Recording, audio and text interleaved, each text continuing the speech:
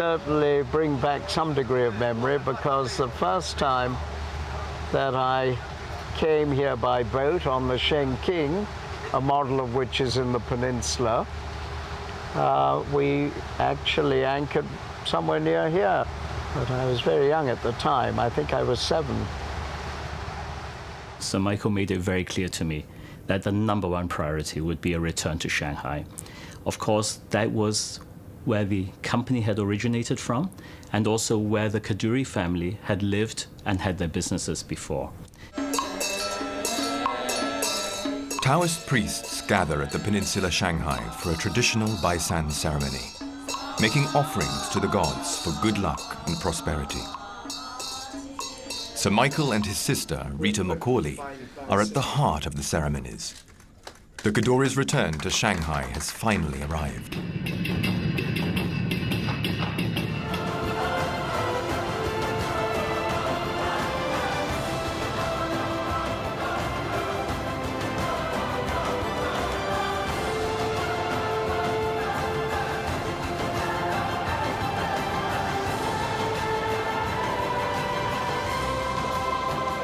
We are delighted to be here, and we are proud to have come home.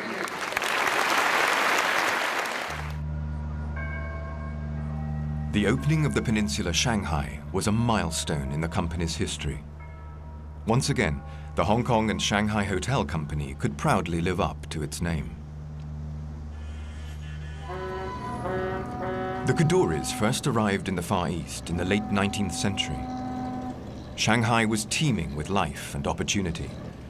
They became merchants and traders and invested in many successful companies, including hotels.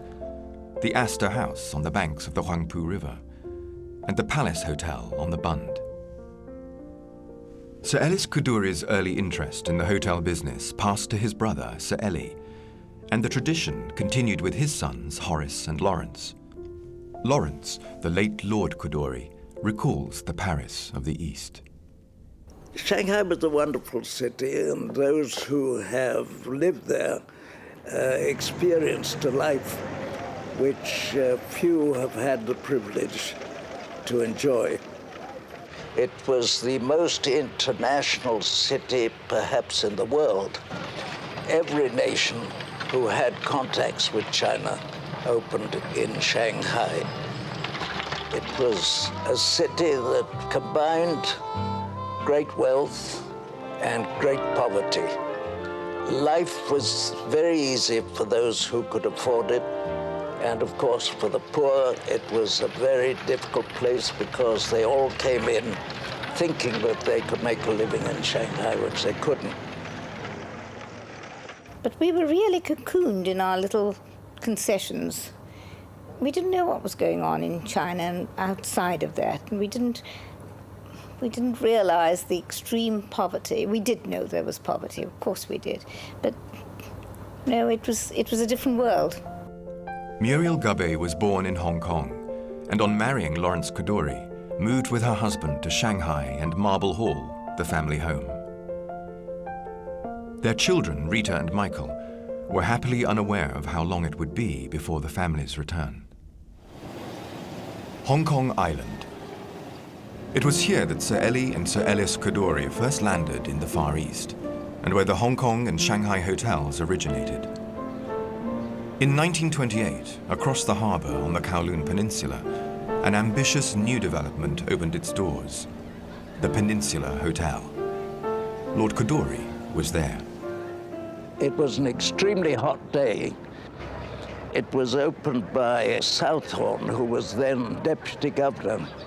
And it was a great day because Jimmy Taggart, whose idea it was to build a peninsula at all, was laughed at, and they said he constructed a white elephant on Kowloon side and that nobody would ever live there. Kowloon was the sort of place they asked you, are you married or do you live in Kowloon? And it certainly did not have much prestige. Travelers from around